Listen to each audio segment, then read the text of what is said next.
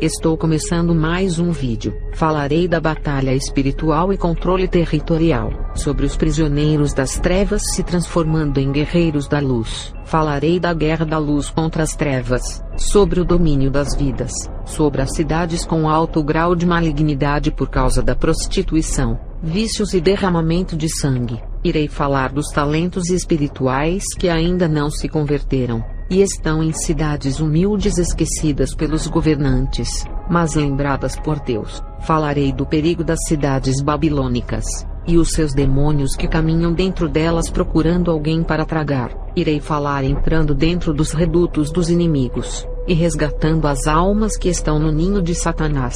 Falarei sobre os louvores que afastam o mal e quebram as cadeias espirituais.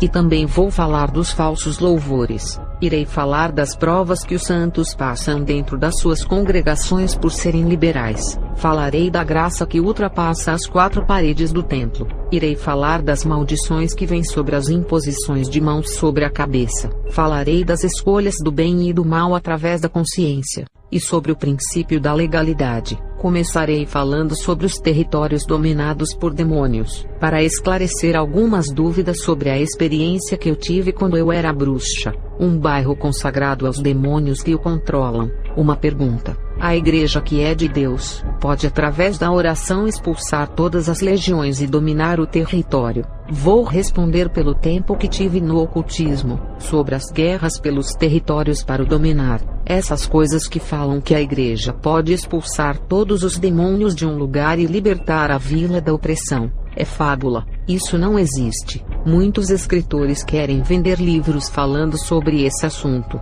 Os demônios são espíritos, não são iguais às pessoas que, quando são expulsas de um lugar, não podem voltar. Satanás, desde o início da criação, nunca desistiu de tentar a humanidade. Mesmo que Jesus tenha vencido ele na cruz do Calvário, ele continua trabalhando contra a igreja. Ele sabe que o seu tempo é curto e que resta pouco tempo, e não vai desistir de levar milhões de almas. Ele é um inimigo derrotado, mas insistente em lutar contra o povo de Deus. Não importa o quanto ele seja ferido na guerra contra a igreja, ele é persistente em ter uma gota de esperança que um dia irá derrotar a igreja. Mesmo Jesus subjugando na cruz do Calvário, ele derrotado nunca desistiu de pelejar contra a igreja. A prova bíblica é que ele irá ser amarrado por 1000 anos, e depois de ser solto, irá pelejar contra o povo de Deus. Mesmo sabendo que não tem possibilidades de vencer, ele irá tentar as suas últimas tentativas nesse fim de tempos.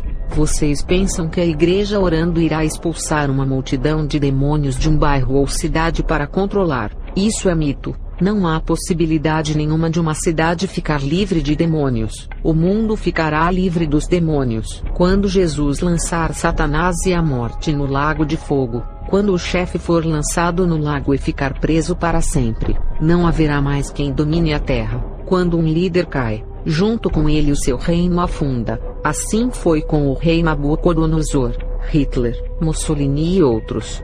Para o mundo não ser dominado, Satanás tem que cair primeiro e todo o seu reino com ele. Não acredite nesses ensinos de expulsar demônios de uma vila para dominar o território. No livro de 2 Coríntios 4 verso 4, fala que Satanás é o Deus deste mundo. Enquanto ele for o rei desse sistema de iniquidade, não pode expulsar os seus espíritos malignos de um lugar. E quando ele deixará de dominar a terra? Quando Jesus vier e colocar ordem nesse plano. Então não acredite em ensinos que falam que pode expulsar todos os demônios de uma cidade na oração. Enquanto o rei desse mundo não for preso, expulsar uma legião de uma pessoa é bíblico. Agora expulsar de um bairro inteiro para eles não possuírem mais ninguém é ilusão. A igreja está no mundo, mas não pertence a ele. É como estrangeira. A igreja brilha como a luz desse mundo, e faz a diferença em seu modo de viver, para assim fazer o evangelho entrar na vida das pessoas.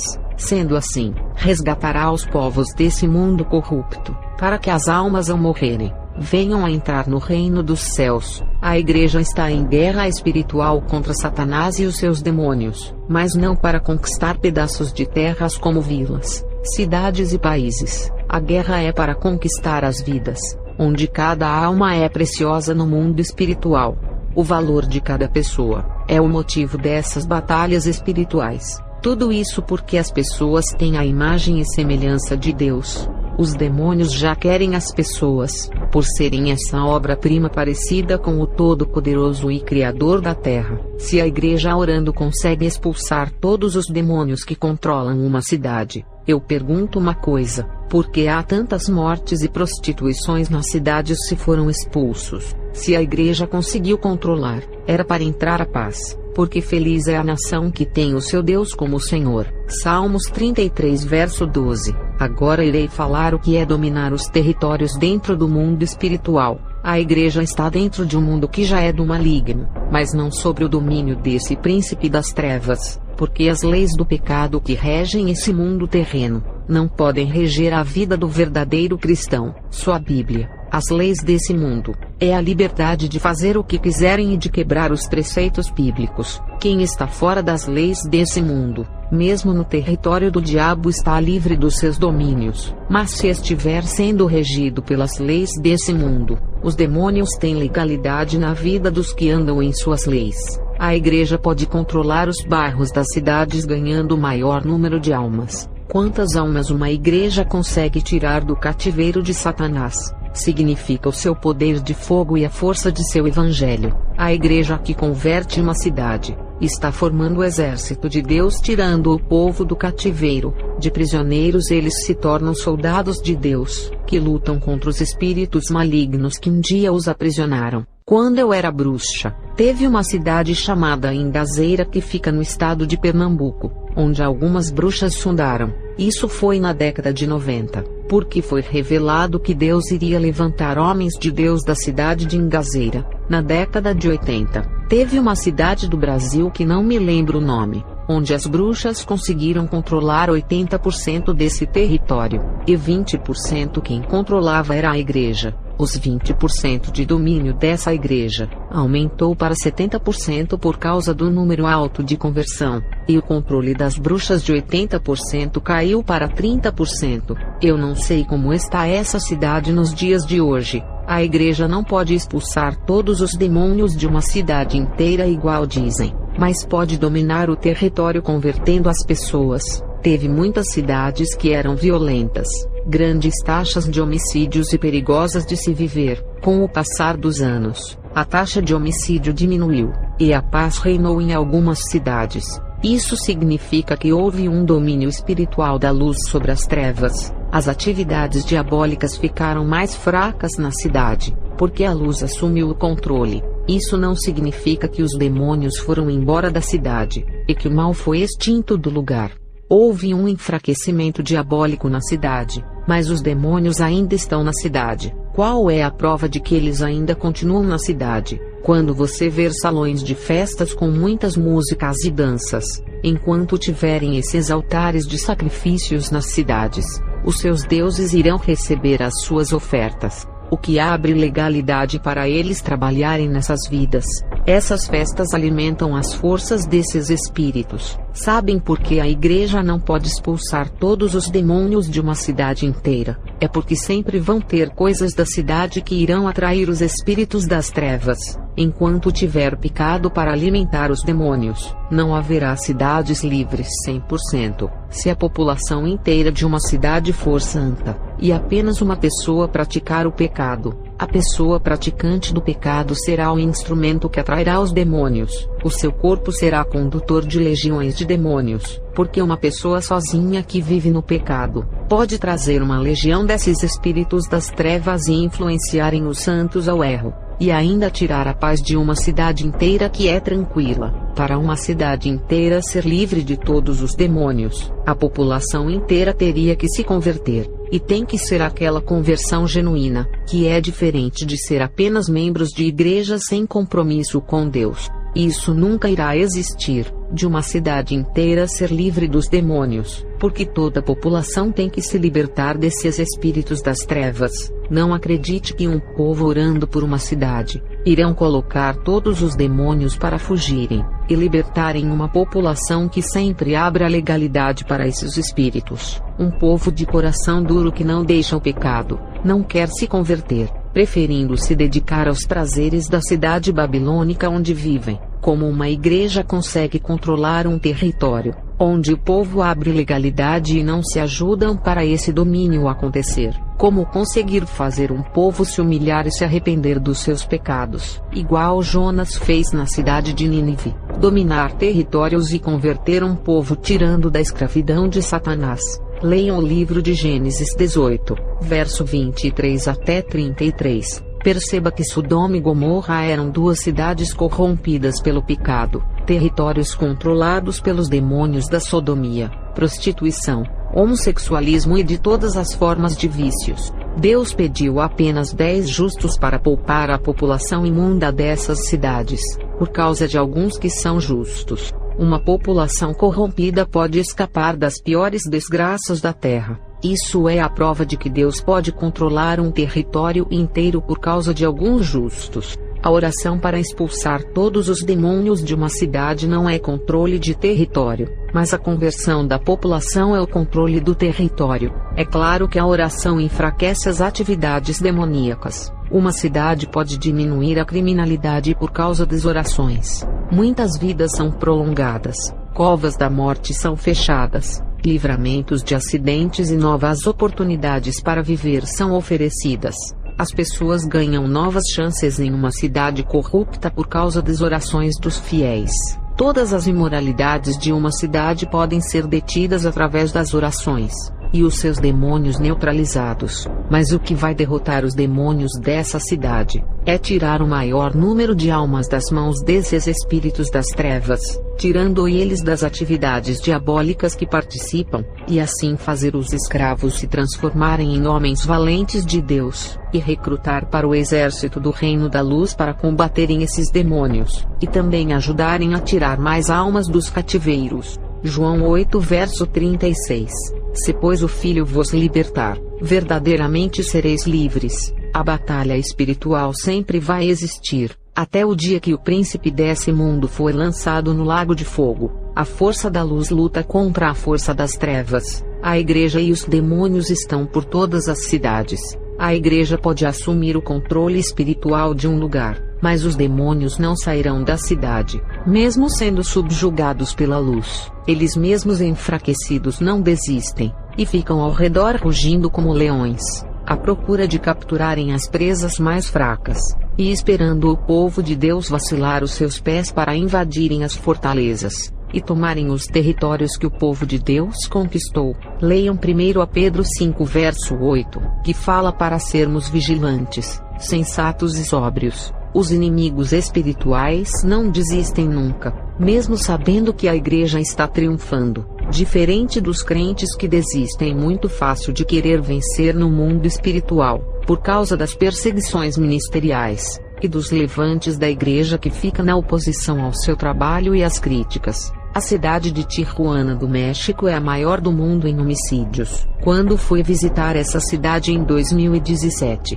eu vi milhões de demônios homicidas operando ali. Os demônios controlam essa cidade em 77% na área espiritual, e apenas 23% está sob o poder da igreja. Isso é pouco. O evangelho tem que reinar para converter os homens sanguinários, e assim as pessoas não irão morrer se os matadores da carne se converterem. Algumas cidades que Deus me revelou, que têm soldados que serão fortalezas mas ainda não se converteram, e estão em lugares desconhecidos. E dessas cidades Deus irá levantar homens para fazerem a diferença no mundo. Mas os missionários têm que ir lá para descobrirem esses talentos escondidos que estão no interior do Brasil. São lugares longes dessas cidades grandes que corrompem o povo. Lugares bons para quem deseja viver uma vida santa, longe das tentações das grandes cidades urbanas. Irei revelar os talentos espirituais que ainda não se converteram em algumas cidades. E nessas cidades tem homens e mulheres que ainda não se converteram, e estão esperando alguém ir pregar o evangelho para eles. As cidades de Guaramiranga e a cidade de Grangeiro do Ceará, as cidades de Itacoruba, Solidão, Calumbi e Ingazeira do estado do Pernambuco, a cidade de Viçosa do Rio Grande do Norte, cidade de Miguel Leão do Piauí, cidade de Bernardo do Mearim do Maranhão, as cidades de Banach e a cidade de Pau de Arco do estado de Pará, e as cidades de Parari e de São José do Brejo da Cruz do estado da Paraíba, cidade de Bragança Alagoana de Alagoas, cidade de Amparo de São Francisco do Sergipe, cidade de Mucurici do Espírito Santo, cidades de Serra da Saudade, Grupiara e Cedro do Abaeté, e a cidade de Senador José Bento de Minas Gerais, as cidades de Borá, Orou, Flora Rica e Nova Castilho de São Paulo, as cidades de Lafayette Coutinho, Lagedinho, Catolândia e Maitinga do estado da Bahia, as cidades Jardim Olinda, Santa Inês, Nova Aliança do Ivaí que ficam dentro do Paraná, as cidades de Santiago do Sul, Lajeado Grande e Paial do estado de Santa Catarina, as cidades de André da Rocha, União da Serra e Coqueiro Baixo do Rio Grande do Sul, as cidades de Anhanguera, Cachoeira de Goiás e São João do Paraúna do estado de Goiás, as cidades de Oliveira de Fátima e da Chapada de Areia do Tocantins.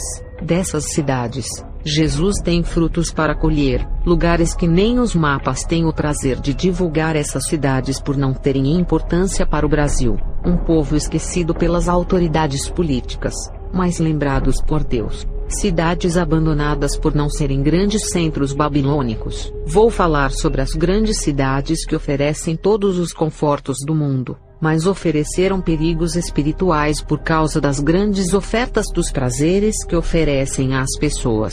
Uma cidade contaminada, com altas taxas de mortalidade como homicídios e acidentes de carro, significa que existem grandes atividades dos ceifeiros da morte nessa cidade. Cidades que têm festas, prostituição, drogas, mortes e roubos são cidades que têm diversidades de pecados, e têm todas as formas de corromper o povo, existindo uma variedade de demônios de vários projetos trabalhando cada um segundo a sua vocação. Uma cidade com alto nível de contaminação pode influenciar uma pessoa para o mal. Os crentes que vivem nessas cidades correm riscos de se contaminarem com o vinho da prostituição espiritual. O crente tem que vigiar em dobro nessas cidades para não negar a sua fé. A maioria das igrejas estão sendo influenciadas pelos pecados dessas cidades, deixando-se contaminar. Viver nessas cidades que são infestadas pelos demônios é muito perigoso, porque eles entram nas pequenas aberturas espirituais que as pessoas abrem para eles, e assim acontece as possessões demoníacas em corpos vazios sem Deus. Os demônios possuem as pessoas para matarem as outras, e tem aquelas que eles apenas manipulam as mentes. O crente, para viver nessas cidades infestadas, tem que fechar todas as portas de sua casa espiritual para não ser possuído, e fazer a diferença nas cidades do pecado não é fácil, porque será olhado como estranho por ter o seu comportamento diferente. Os demônios usam as pessoas para zombarem das roupas dos cristãos, e dos seus comportamentos santos. A sua atitude será oposta e diferente, em relação à população que lhe chamará de estrangeiro em seu modo de vestir, e darão risadas por não andarem nus, igual à população que andam nus pela cidade. Os demônios irão procurar legalidade para possuírem esses crentes para controlarem as suas vidas. O crente tem que vigiar, e não abrir aberturas em sua vida através do pecado. O mundo irá seduzir. A cidade babilônica vai lhe oferecer todas as vantagens para corromper a sua fé. Se viver uma vida santa e renunciar todas as formas de prazeres, nada da cidade irá derrubar a sua fé. Daniel, Sadraque, Mesaque e Abidnego não comeram o manjar da Babilônia, e não se dobraram para os deuses de Nabucodonosor. Nós, como crentes verdadeiros, não podemos comer dos manjares dos prazeres do pecado, e nem nos prostrarmos diante dos deuses da cidade que é o dinheiro, mulheres, homens, bens materiais e posses. Outros desafios que os crentes precisam ter. Eles precisam entrar dentro das casas de feitiçaria para ganharem almas, e também salões de danças e bocas de fumo. Esses são os ninhos de Satanás que ficam nas cidades babilônicas. Para fazer essas coisas, tem que ter o chamado de Deus, e quem tem vontade para fazer esses trabalhos fora da igreja, tem que se preparar espiritualmente. Entrar em uma casa de bruxas para pregar, se não estiver preparado, irá passar vergonha, porque elas atacam com as suas magias, e o crente que não é revestido sai enfermo desses lugares. Entrar dentro de um templo de feitiçaria sem as armaduras de Deus irá perder a guerra. Crentes que estão nus sem as armaduras, e cheios de aberturas espirituais em suas vidas, ao entrarem em lugares carregados de negatividade, eles irão absorver tudo isso para sua alma, e os demônios do templo da feitiçaria irão entrar através das aberturas da casa espiritual que esses crentes abriram em suas vidas com o pecado. Marcos 16 verso 15. A Bíblia diz: pregai o evangelho a toda criatura, não importa o local que estejam, não escolha locais para pregar. O evangelho é para bruxos, assassinos, traficantes, prostitutas, homossexual, amaldiçoados ou marcados pelo diabo. Uma igreja também pode ser casa de demônios. Como isso pode ser possível? Igrejas demoníacas vestidas de pele de cordeiro. Essas casas de feitiçaria sabem se passar por casas de orações. É as trevas camufladas de luz, uma luz falsa, não verdadeira. Como identificar essas igrejas através de objetos de bruxaria, instrumentos de umbanda, acessórios da maçonaria, as ervas, plantas, flores, sal, rosas que estão no espiritismo, a água benta do padre que chamam de ungida, é água sagrada que usam na bruxaria. Essas coisas abrem legalidade nos cultos para os demônios trabalharem, porque essas formas de cultuarem é antibíblica, e tudo que não está na Bíblia sobre a forma de cultuar e a igreja adota. Se os demônios operarem, não adianta reclamar com Deus. Ele não deixou nas cartas de Paulo essas formas de culto. Depois as pessoas são possuídas na igreja por causa desses acessórios condutores de demônios. A culpa é do pastor que consentiu com essa forma de cultuar. Essas coisas atraem os demônios para a igreja, e só não vai possuir quem estiver com as armaduras. E quem não estiver vai ser possuído. Os demônios sentem atração por objetos e instrumentos que estão nos templos das bruxas. E quando a igreja adota em seus cultos esses acessórios, os demônios vêm, porque são deles esses condutores, e estão dentro da casa de Deus. Falarei do louvor que afasta os demônios e que quebram as cadeias espirituais, e sobre o falso louvor que atrai o mal. Levítico 22, verso 17 ao 22. Falou mais o Senhor a Moisés dizendo: fala a Arão e a seus filhos, e a todos os filhos de Israel e dize-lhes: qualquer que da casa de Israel, ou dos estrangeiros em Israel oferecer a sua oferta, quer dos seus votos, quer das suas ofertas voluntárias que oferecerem ao Senhor em holocausto segundo a sua vontade, oferecerá macho sem mancha, das vacas, dos cordeiros ou das cabras, nenhuma coisa em que haja defeito oferecereis, porque não seria aceita a vosso favor. Quando alguém oferecer sacrifício pacífico ao Senhor, separando das vacas ou das ovelhas um voto ou oferta voluntária, sem mancha será, para que seja aceito, nenhum defeito haverá nele. O cego, ou quebrado, ou aleijado, ou verrugoso, ou sarnoso, ou cheio de impingens, este não oferecereis ao Senhor, e deles não poreis oferta queimada ao Senhor sobre o altar. Repare que Deus é exigente para quem oferece as suas ofertas nos altares. Ele não quer cordeiro cego, quebrado ou aleijado, cheios de verrugas, sarnas ou impingens, que significa que a pele está amarelada, cheia de furos ou rasgadas. Levítico 22, verso 20. Não oferecereis coisa alguma que tenha defeito, porque não seria aceita em vosso benefício. Hebreus 13, verso 15 e 16. Portanto, ofereçamos sempre por ele a Deus sacrifício de louvor, isto é, o fruto dos lábios que confessam o seu nome, e não vos esqueçais da beneficência e comunicação, porque com tais sacrifícios Deus se agrada. Quando estamos no altar ou púlpito, oferecemos o nosso sacrifício de louvor, que são os frutos dos lábios. E o sacrifício é a mesma coisa de oferecer um cordeiro no altar. Por isso, quando estamos no altar louvando a Deus, temos que oferecer o nosso cordeiro puro e limpo, um louvor santo e puro. Não devemos oferecer um cordeiro doente ou aleijado. Não podemos oferecer um louvor doente espiritualmente falando. Ofereça o melhor louvor no púlpito, porque ele é santo. Esses falsos louvores são iguais a um lobo vestido de pele de cordeiro, que engana quem ouve e canta, e na verdade são condutores do mal. Até os ritmos de louvores copiados das músicas do mundo atraem eles.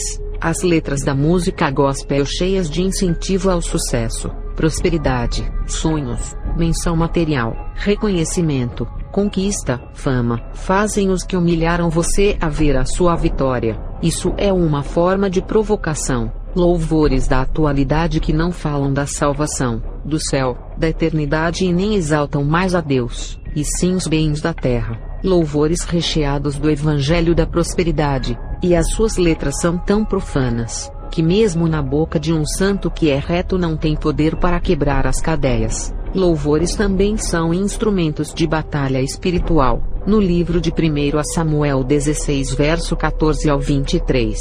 Fala que quando Davi tocava a harpa, o espírito maligno se retirava de Saul. Apenas através do toque da harpa e da melodia do instrumento já afastava o demônio. Perceba a importância de um ritmo santo na casa de Deus. Os demônios não suportam ao ouvirem o som da melodia, diferente desses forrós e pagodes de pandeiro que são ritmos usados em casas de feitiçarias, carnaval e salões de danças para a invocação dos próprios demônios que criaram esses ritmos. Esses sons nas igrejas não expulsam os demônios, mas atraem muitos deles para participarem dos cultos.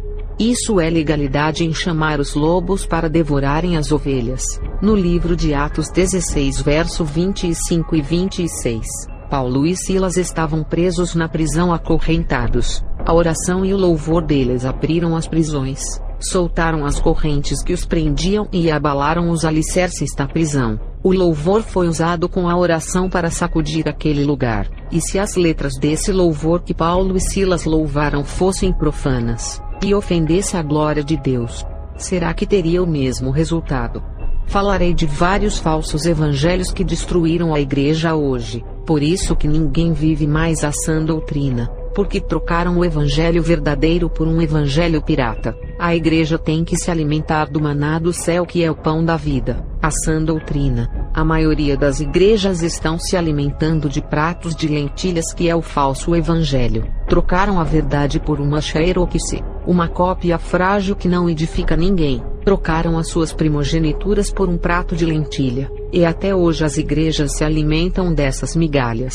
A primogenitura dura para sempre, e o prato de lentilha, comeu, acabou. Trocaram o evangelho eterno pelo evangelho passageiro. O prato de lentilha é saboroso, mas não matará a sua fome para sempre. Esse é o falso evangelho que parece saboroso por prometer coisas boas, levanta o eco e encobre os pecados, mas não lhe dará a vida eterna. Falei dos falsos louvores, mas a mesma coisa é a palavra pregada, ou o ensino, que pode ser a semeadura do joio ou do trigo em terras férteis. A semente que você lança no coração de alguém determinará o tipo de fruto que a pessoa irá ter no futuro. Aquilo que a igreja está lhe ensinando formará o tipo de pessoa que você vai ser. Você tem semeado o evangelho, que nascerá os frutos do Espírito, ou semeado o evangelho dos frutos da carne, o evangelho da prosperidade, que somente serve para lhe tornar cheio de ambição para as conquistas. Esse evangelho prioriza a busca dos sonhos e prende a pessoa nas coisas materiais, fazendo dedicar a vida inteira na área financeira,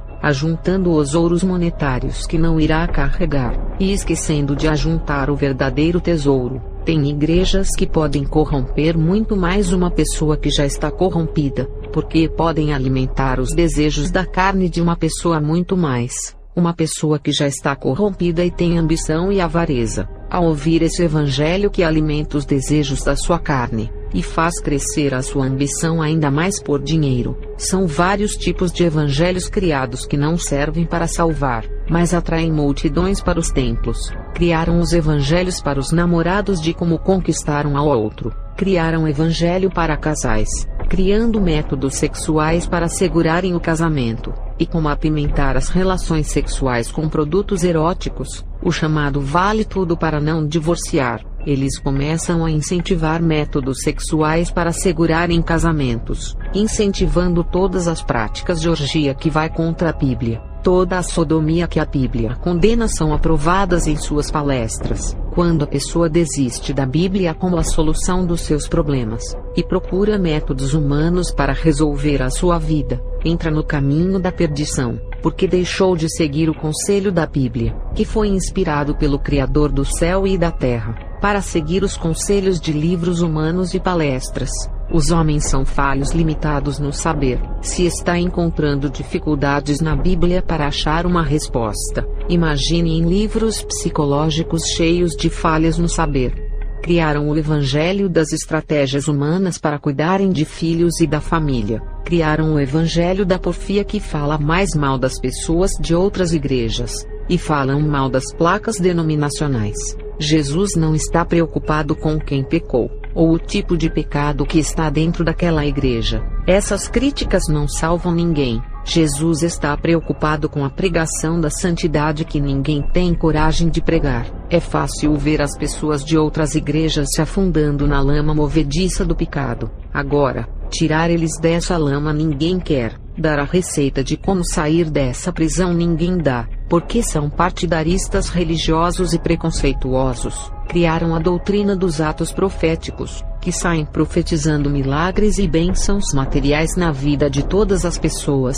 Esses crentes sem unções, que não foram levantados por Deus, e sim pelos homens, não conhecem a Deus, e lançam profecias na carne baseado no ditado que palavras têm poder. Eles usam o versículo de Gênesis quando Deus criou o mundo, apenas com as suas palavras. Deus disse: haja luz, e se criou. Tudo o que Deus falava se formava. Esse é o engano desse movimento. Nós não temos poder nas palavras para falar, e algo se criar como bênçãos e milagres. Só Deus é o Criador de todas as coisas, e as suas palavras criaram o mundo. Quando o homem diz que as suas palavras têm poder, ao ponto de falar algo e se criar, ele se compara a Lúcifer, que sempre quis ser Deus. Mesmo os vasos levantados por Deus não podem criar nada através das palavras, mas o Espírito Santo irá usar ele para profetizar bênçãos e milagres, e acontecerá. E as coisas irão acontecer porque não é o homem profetizando na carne, mas o próprio Deus falando pela sua boca. Não podemos sair profetizando bênção na vida das pessoas, acreditando que as palavras têm poder, porque profetizar na carne e falar aquilo que Deus não mandou é pecado, mesmo que profetize com a fé. Uma irmã que foi ensinada a crer nessa doutrina, quando seu filho estava com leucemia, ela profetizou a sua cura, dizendo que as suas palavras tinham poder por ser uma crente. Essa mulher estava confiante na recuperação do seu filho e com muita fé. Deus me usou para falar com ela que o seu filho não iria escapar, porque existe um tempo para cada pessoa na terra. Eu abri a palavra em Eclesiastes 3, verso 1 a 4. Tudo tem o seu tempo determinado, e há tempo para todo o propósito debaixo do céu. Há tempo de nascer e tempo de morrer, tempo de plantar e tempo de arrancar o que se plantou, tempo de matar e tempo de curar, tempo de derribar e tempo de edificar, tempo de chorar e tempo de rir. O tempo do filho dela acabou na terra, mas ela não aceitou, e continuou a profetizar na carne com fé. Eu disse: a sua vontade não é a vontade de Deus. E o filho dela faleceu. A doutrina dos atos proféticos não é bíblica. Aquilo que a Bíblia não fala, os homens estão ensinando nos altares. O que tem que ser pregado nos púlpitos é o evangelho da salvação, da santidade, do conselho, da exortação e do consolo. No livro de 1 Coríntios 14, verso 3, e também em 2 Timóteo 3, verso 16, fala sobre a verdadeira pregação. Não trazer essas palestras psicológicas para o altar de Deus. Conselhos psicológicos são bons, mas não têm o poder transformador do Evangelho. A psicologia te ajuda em certos momentos, mas quando a causa é espiritual, só o poder da palavra que liberta, porque a psicologia é para a carne, mas o Evangelho é para o espírito. Não é pecado ler livros de psicologia, principalmente você que faz faculdade na área para se tornar uma pessoa profissional. Temos que absorver o que é bom, e não deixar o que é ruim prejudicar a nossa fé. Igual a filosofia que pode colocar a dúvida na Bíblia, porque a letra mata. O crente pode fazer faculdade de filosofia e usar apenas como uma profissão, e não trazer para a sua fé cristã. A sua fé que adquiriu na igreja não deve ser misturada com a sua profissão de psicologia, filosofia ou outra qualquer. Cada coisa no seu lugar. Eu já escutei palestras psicológicas de comportamento em casa por educação, de uma pessoa que se ofereceu em ajudar as famílias. Mas quero isso longe do altar da minha igreja. Não podemos confundir as coisas. Altar é lugar de pregar o Evangelho Santo, e palestras psicológicas são ouvidas em outros lugares de palestras. Palestras não dão resultados nos púlpitos, e mesmo sendo bons conselhos, não vai edificar e nem fortalecer a sua alma. Nenhum ímpio irá se converter em uma palestra psicológica para a família, mas se pregar o Evangelho que liberta o ímpio, ele se rende. Quando está de trás dos púlpitos, entra em guerra espiritual, e são as suas palavras que irão determinar se uma pessoa vai ser ou não. O poder da palavra libertadora tem que sair da sua boca, não as palestras estarem em seus lábios. Mas os criadores do evangelho humano estão dando palestras psicológicas piores do que um ímpio psicólogo dá. A filosofia é a mesma coisa, cheia de teoria e possibilidades não concretas. A ciência até hoje não conseguiu provar as suas teses sobre os planetas, e ainda estão descobrindo novas coisas do universo, provando que os doutores nada sabem. Essas palestras familiares, palestras sentimentais e do sexo, e a palestra do dinheiro se focam muito na vida terrena, e esquecem da eternidade. Essa variedade de evangelho mata os cultos. Quem entra na igreja, sai do mesmo jeito que entrou, vazio de alma, com o jugo pesado nos ombros e também muito triste. O ímpio não sai convertido, e com fardo pesado em seus ombros, com pensamentos de fazer loucuras. Substituir o evangelho de poder pelo evangelho da carne é morte espiritual. Enquanto a palavra não for pregada no altar, esqueça as libertações do pecado. Se libertando do pecado, se libertará dos demônios, porque o pecado é o ligamento com esses espíritos. Essas palestras psicológicas podem persuadir as almas por um tempo. Os ímpios podem até congregar e se tornar em um membro, mas não será um crente convertido, apenas mais um crente qualquer, um joio que está perdendo seu tempo, enganado e pensando que conhece a verdade. A palestra só faz persuadir, fazendo a cabeça para alguém aceitar a Jesus usando suas técnicas, mas o evangelho da verdade persuade entrando na alma. A palestra manipula, fazendo a pessoa ser alguém que não é. Mas o evangelho transforma o homem em nova criatura. Não estou dizendo que todos que congregam em igrejas palestrantes vão para o inferno. Apesar de esses evangelhos de essências terrenas e inspirações humanas não poderem salvar, eu não sei qual é o plano que Deus tem na vida de cada uma pessoa dessas igrejas. Deus pode tirar algumas dessas igrejas, igual fez com o apóstolo Paulo tirando do regime judaico, e às vezes Deus não tira dessas igrejas, mas usa um deles para ser o agente da transformação, igual fez com José e Daniel, que não os tirou do lugar da abominação, mas fez deles a esperança. Igrejas são assim. Não se sabe quem vai se salvar ou não, independente da placa denominacional. Quando Jesus vai de encontro com a alma, estando ela dentro de uma igreja cheia de abominação, se ele quiser salvar, todo o poder está em suas mãos de visitar aquela alma, antes do seu último suspiro e purificar, redimindo-a com seu sangue poderoso. E se quiser deixar a alma partir no engano, ele deixará, porque é Deus. Apesar de essas variedades de evangelhos estarem levando multidões de almas para o inferno, ele pode interferir com o seu grande poder, porque é soberano. O livro de Mateus 3 e verso 24 ao 30, fala que em um terreno tem o joio e o trigo,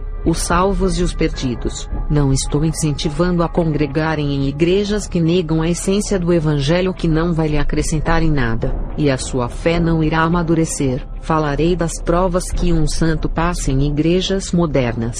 Se você for uma pessoa santa em seu modo de comportamento e nas vestes, e você está em uma igreja liberal, aonde ninguém tem o compromisso de viver a palavra, se o povo vê que se veste diferente, e o seu comportamento é inverso aos deles, irá ser objeto de zombaria e escárnio. Irão dizer que está querendo ser mais santo do que todo mundo da igreja por não participar dos seus atos pecaminosos. Julgos desiguais sempre irão ser problemas, a não ser que Deus queira usar a sua vida para mudar aquele ministério, segurando você como membro da igreja. Caso contrário, Deus irá querer que você congregue em uma igreja que agrade o coração de Jesus, a graça que ultrapassa os templos e chega em qualquer lugar, mesmo nos lugares mais imundos e abomináveis. Esse é o poder divino da graça. A realidade é que a graça de Deus está acima de qualquer denominação feita pelas mãos dos homens. Essa graça vai de alcance a qualquer pessoa, destruindo as doutrinas falsas que foi plantada em seu coração, rompendo o sistema falho dos homens, fazendo a graça entrar no coração e salvar. Uma mãe de santo estava enferma de cama, e a sua casa era templo oferecido, e o quintal um terreiro dos santos. O meu esposo foi visitar essa mulher e orou por ela. A mulher se converteu, mas faleceu às 23 horas da noite dentro de um quarto cheio de imagens. Ela faleceu dentro do recinto das entidades, onde oferecia rituais nos altares do seu quarto. Fiquei em dúvida se ela tinha sido salva, e orei a Deus pedindo uma resposta. E o Senhor me mostrou ela com uma veste branca, e o anjo de Deus segurando-a pelas suas mãos, e caminhavam por um caminho verde e pastoso. E foi ali que a graça de Deus me surpreendeu em salvar uma pessoa que nunca foi membro de nenhuma igreja, e ainda resgatou ela de dentro de uma casa cheia de abominações e imagens. Porque eu não vou crer que Jesus irá salvar as pessoas que estão em igrejas falsas, se eu vi ele salvar uma pessoa de dentro da Umbanda, nem que seja no último fôlego de vida. Quem somos nós para duvidar do poder de Deus, que tem misericórdia para com os homens, não salvando pelos seus méritos, mas pelo seu querer, porque é um Deus bom. Miqueias 7 verso 18 e 19. Quem é comparável a ti, ó Deus, que perdoas o pecado e esqueces a transgressão do remanescente da sua herança, tu que não permaneces irado para sempre, mas tens prazer em mostrar amor, de novo terás compaixão de nós, pisarás as nossas maldades, e atirarás todos os nossos pecados nas profundezas do mar. Lamentações 3, verso 22 e 23. As misericórdias do Senhor são a causa de não sermos consumidos, porque as suas misericórdias não têm fim. Novas são cada manhã, grande é a tua fidelidade. Salmo 145 verso 8 e 9. O Senhor é misericordioso e compassivo, paciente e transbordante de amor. O Senhor é bom para todos. A sua compaixão alcança todas as suas criaturas.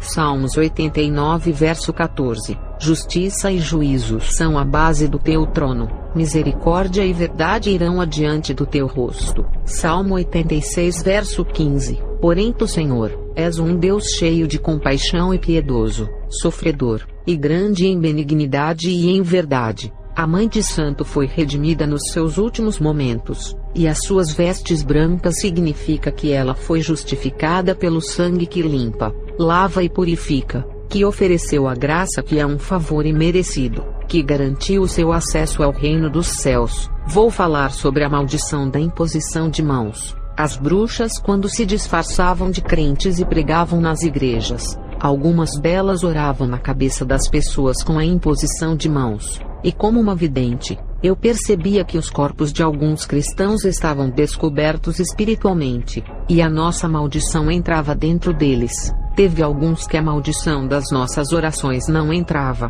porque estavam cobertos com uma luz que envolvia seus corpos. Romanos 5 verso 11. O Espírito Santo habita nos justos, e aonde ele está, o mal não pode entrar. No livro de 1 João 4 verso 4. Maior é o que está em vós do que o que está no mundo. Se você vive em obediência a Deus, não há como temer que alguém venha lhe amaldiçoar com a imposição de mãos. A maldição para pegar, ela precisa de uma causa que é a legalidade. Sem causa nenhuma, não há maldição. Provérbios 26 verso 2. É preciso ter muito cuidado. As pessoas que não são libertas, e pedem oração por imposição de mãos, tem que conhecer quem é a pessoa que está orando, porque dependendo da vida que ele está levando, você pode adquirir um novo mal para a sua vida, e não precisa ele ser nenhum bruxo. Às vezes é um crente normal como qualquer outro, e gosta de orar na cabeça das pessoas. A questão é que ele pode não estar preparado, e tem uma fraqueza em sua vida. Se ele for um crente cheio de depressão, traumas e tristezas em sua vida, Ao orar por uma pessoa cheia de sentimentos negativos, ele transportará tudo para a pessoa a quem está orando. Na bruxaria, isso se chama transferir a energia de um corpo para o outro. Assim como a fogueira transporta o seu calor para o corpo gelado, ou a geladeira que transporta o seu frio para uma comida quente. Uma pessoa cheia de feridas na alma, se orar por alguém que não tem, ela transfere isso para outra pessoa. Isso é igual à lepra que passa quando encosta no leproso. Não é questão de demônios, mas daquilo que a pessoa está cheia dentro de sua alma, e compartilha para aquele que não tem. É igual a um homem de Deus cheio do Espírito Santo. Quando vai orar por outro crente, ao se aproximar do homem de Deus, irá sentir uma unção poderosa emanando dele para você, e sentirá a presença de Deus. E não precisa ser crente para sentir a presença de Deus, porque o ungido passa aquilo que está cheio e transbordando. Isso não significa que o Espírito Santo que está nele irá entrar no corpo do ímpio a qual ele está orando. O ímpio vai sentir a presença de Deus por causa do ungido. Ele está sendo o mediador entre o Espírito Santo e o ímpio, e a presença que o ímpio está sentindo é a ligação espiritual que ele está tendo através do homem de Deus. Toda a alegria, leveza e paz que o ímpio está sentindo é por causa das mãos abençoadas do homem de Deus, que está sobre ele fazendo o ligamento espiritual do ímpio com a presença do Espírito Santo. A mesma coisa é o crente vazio de Deus e cheio de coisas negativas. Ele irá transferir aquilo que está cheio para a pessoa a quem ora. Se não está preparado, a melhor coisa é não orar por ninguém. E se você é uma pessoa que ora e se enche de Deus,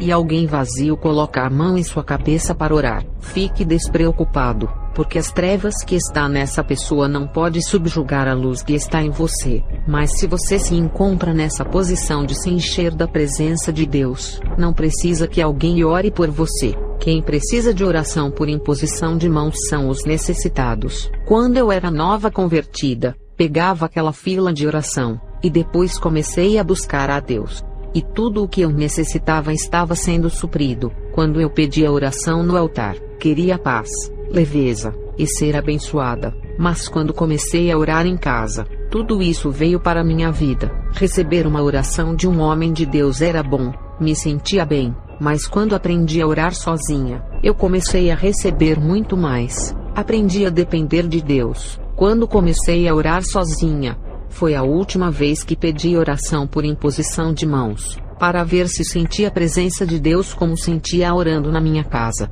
E quando aquele pregador colocou as mãos em minha cabeça, a unção que estava em mim foi para ele, e o irmão começou a pular. Eu pensei que seria impactada, mas foi o pregador da noite que foi ao tocar em mim. Esses foram os 3 meses que mais me dediquei em oração, e depois que o pregador sentiu a presença de Deus na minha vida, eu não senti nada vindo dele. Aquela foi a última vez que peguei a fila de oração, nova convertida, mas já tinha convicção de que não precisava mais passar por isso. Um presbítero que me convidou para ir em sua igreja com o meu esposo, no começo da minha conversão, no final do culto, uma fila enorme cresceu em frente do altar pedindo oração. O presbítero começou a orar por cada pessoa, e nesse momento, eu via um monte de sombras saindo dele e entrando dentro das pessoas que não eram convertidas.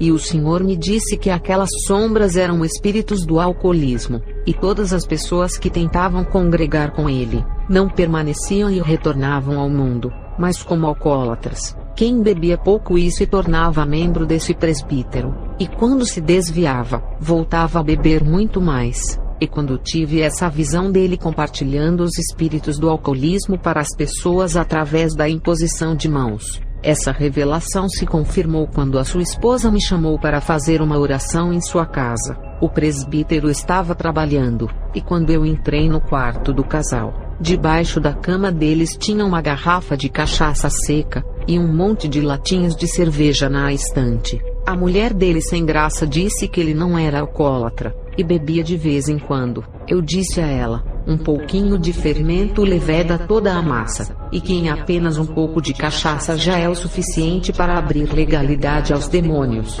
Um copo de bebida contém uma multidão de demônios mergulhados dentro do líquido. Eles se materializam em partículas químicas do tamanho dos átomos, e ficam dentro das bebidas esperando alguém tomar. quem traz litros de bebidas para suas casas, estão levando 1 litro cheio de demônios. A esposa do presbítero disse que ele dirigia a igreja do pastor dele, e tinha medo que eu falasse para o seu marido não dirigir mais a obra. Eu disse a ela que espalhar mexericos não fazia parte do meu ministério, mas afirmei que ele não estava preparado para dirigir a obra, e se continuasse trabalhando nessa obra com as mãos manchadas, Deus iria cobrar. Nas igrejas, tem pastores muito mais endemoniados do que as próprias pessoas que eles oram. Em vez desses pastores orarem pelas pessoas, eles é que têm que ser orados pelas pessoas, porque as suas condições espirituais estão piores do que a dos membros. O tanto de pastores maçons que estão abrindo igrejas nos dias de hoje é um perigo para as orações com imposição de mãos. Esses homens carregam legiões de demônios do ocultismo e compartilham em seus cultos. Vou tirar uma dúvida de um irmão que disse sobre o princípio de legalidade. Ele falou que mesmo se o crente estiver se revestindo das armaduras de Deus, a partir do momento em que ele permite que um pastor maçom coloque as mãos sobre a sua cabeça, já está dando legalidade para os demônios agirem. Pela minha experiência que adquiri no mundo espiritual quando era bruxa, e agora como uma cristã, e respondendo à pergunta do irmão, se esse crente que vive uma vida santa sem abrir legalidade, e consultar um feiticeiro pedindo para ele orar por imposição de mãos em sua cabeça, ele está abrindo uma legalidade, através da consciência de que aquilo que está fazendo é errado, e mesmo assim, escolheu ter fé na oração do feiticeiro,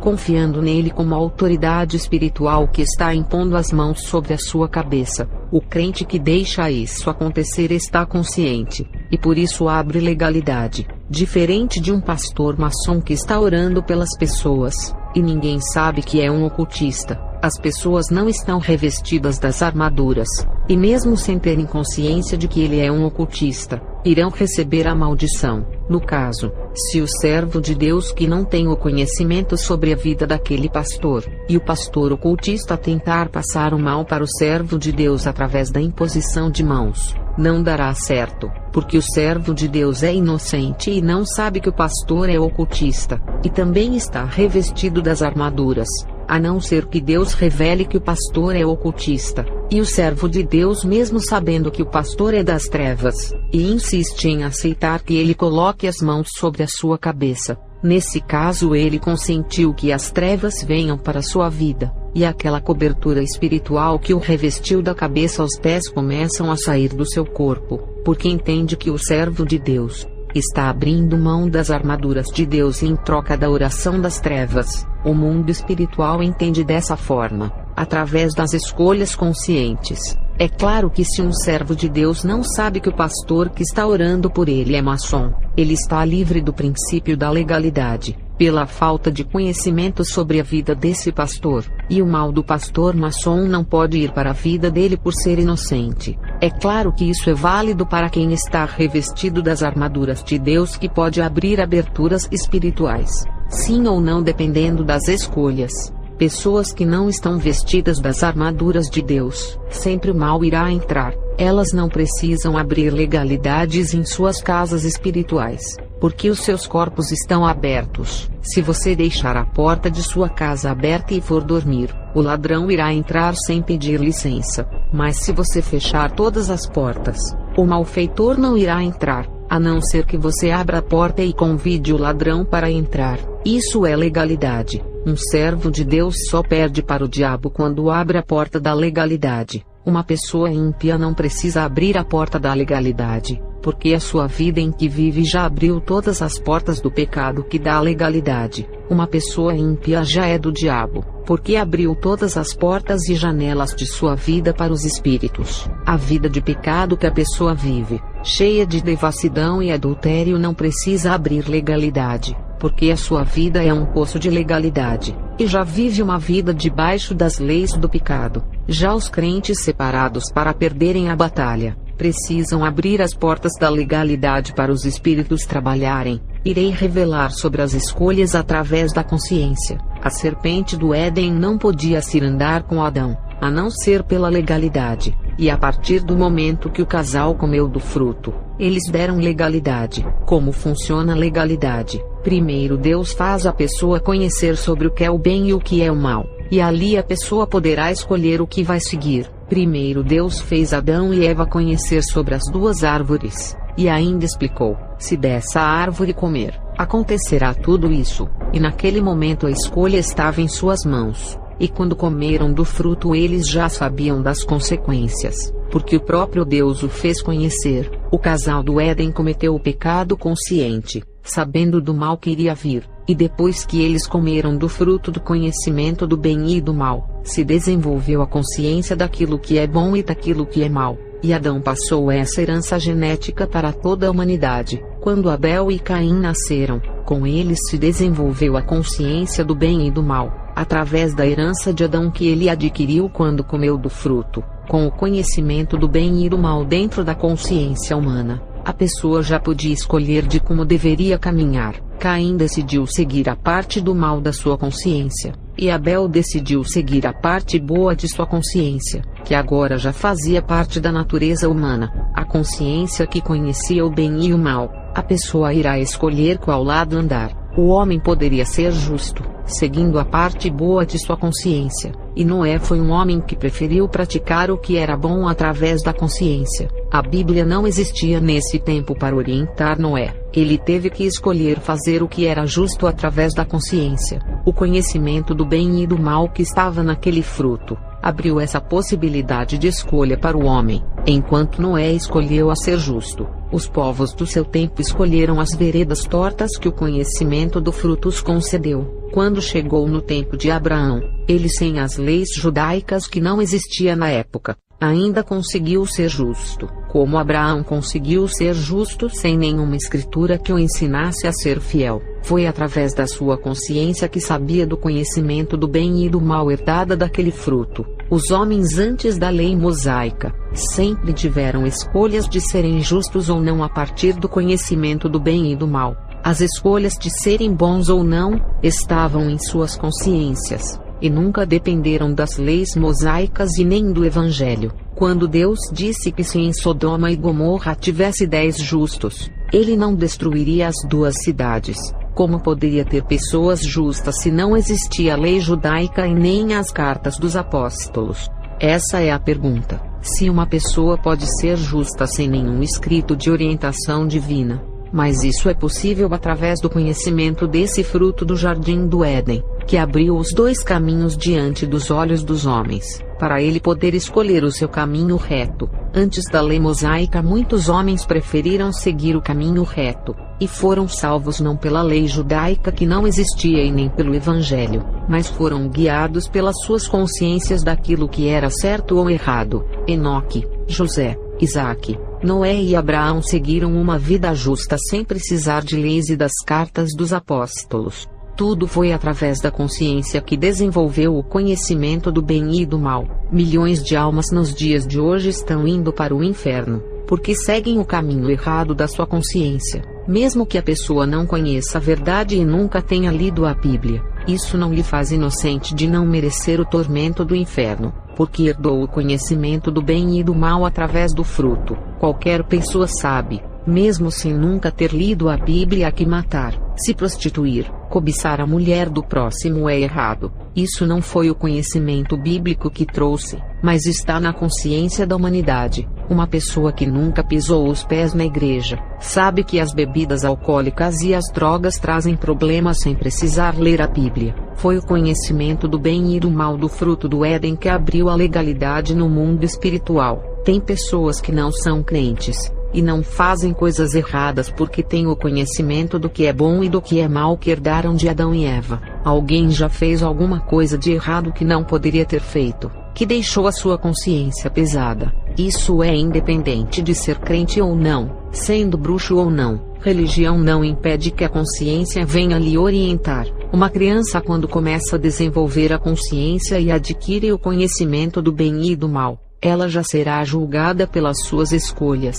Lembrando que a criança, sendo inocente, tem que manter a sua pureza a respeito do conhecimento do mal, porque no dia que ela conhecer esse mundo de depravação, já não vai ser mais inocente. porque irá saber o caminho do bem e do mal, e a escolha de ser justa estará nas mãos dessa criança. Adão e Eva, quando comeram o fruto do bem e do mal, já não eram mais inocentes, e pecaram por adquirirem o conhecimento da parte do mal. A tecnologia em geral, incluindo os games, tem trazido o conhecimento do bem e do mal para muitas crianças. Elas estão muito mais maduras no conhecimento do pecado, por causa das informações que estão vendo na internet. As suas mentes, ao receberem muitas informações, ficam adultas no conhecimento, e serão julgadas como adultos. As crianças de 30 anos atrás eram mais inocentes a respeito de assuntos sobre o sexo em comparação às crianças de hoje. A era dos computadores e androides vem amadurecendo as crianças sobre assuntos imorais,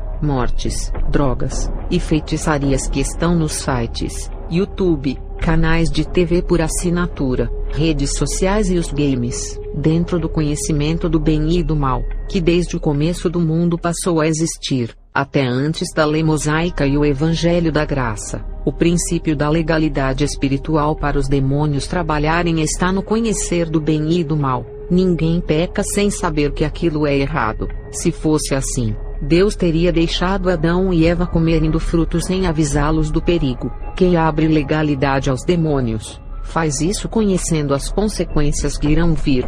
As pessoas que vão procurar tarólogos, cartomantes, jogadores de búzios, ciganas e bruxas e cristais, sabem que estão procurando os espíritos, e não a Deus. Quem consulta videntes, sensitivas e espíritas, sabem a quem estão consultando. Quem procura um espírito kardecista, já sabe que vai consultar o espírito de um morto, e não a Deus. Isso é abrir legalidade consciente. Um crente revestido das armaduras de Deus, vive uma vida que fechou todas as legalidades no mundo espiritual. Os demônios procuram achar uma legalidade e não encontram, e ficam vigiando se o crente irá abrir uma abertura. Estou encerrando esse vídeo, e continuarei falando em outro vídeo.